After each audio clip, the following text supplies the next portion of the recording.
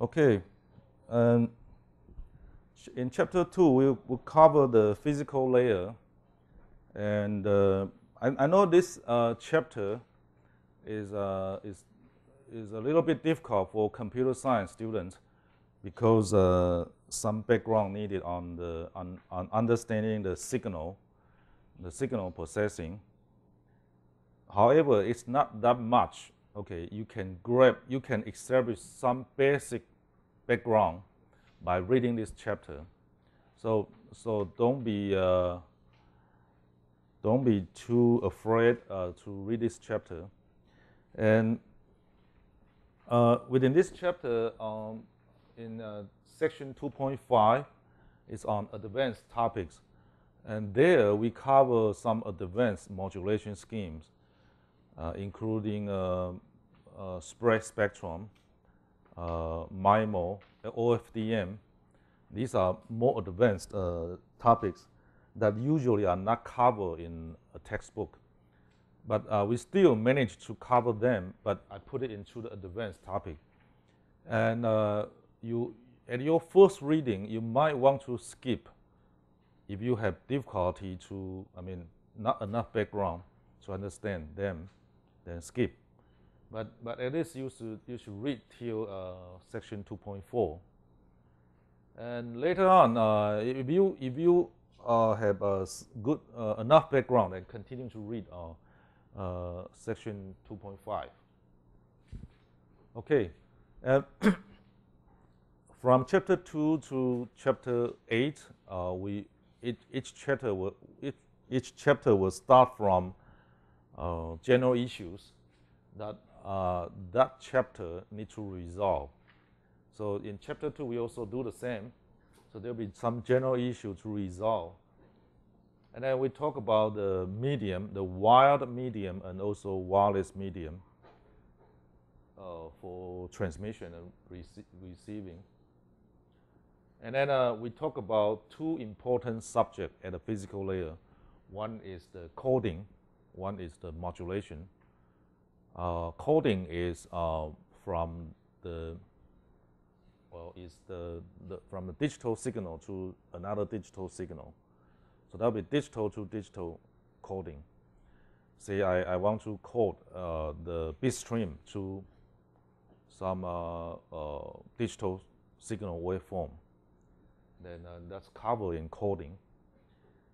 And modulation will be to transform the digital signal to analog signal waveform. Okay, from digital signal waveform to analog signal waveform. And why are we going to? Some of the systems do not require modulation. You just need coding and then transmit. But then you will be transmitting a square wave, the digital square wave. And you know, square wave cannot traverse far enough. They can only just traverse like 100 meters, but no more than several hundred meters. If you need to traverse kilometers or tens of kilometers, then it shouldn't be in square wave. It needs to be in sine wave, the analog signal, not a digital signal. Because you see in a digital square wave, that if it travel too far, then the square wave will no longer be square wave, will no longer be in the shape of square wave. It will be distorted and become difficult to recognize the value, the discrete value by the receiver. So you don't want to you don't want to let the square wave traverse too far. If you need to traverse far, then transform your square wave into analog, the analog sine wave. And that's called modulation. Okay. And again, in the wireless medium, you're traversing in the air, through the air.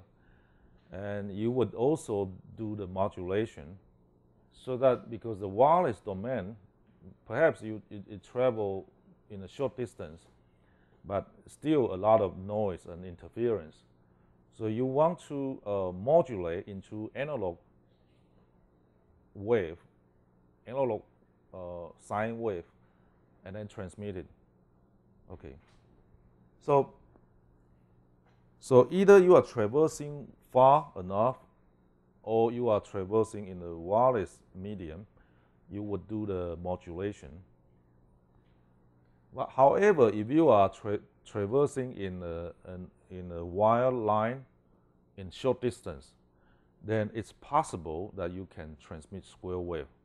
Then you do that kind of so-called baseband transmission. Baseband transmission.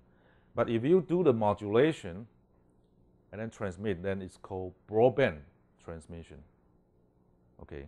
So when we are talking about baseband, you usually means the signal is in digital waveform, and it wouldn't traverse long, far enough. And when we talk about a broadband transmission, that usually means the signal will be modulated, okay, into sine wave and then get transmitted. Okay.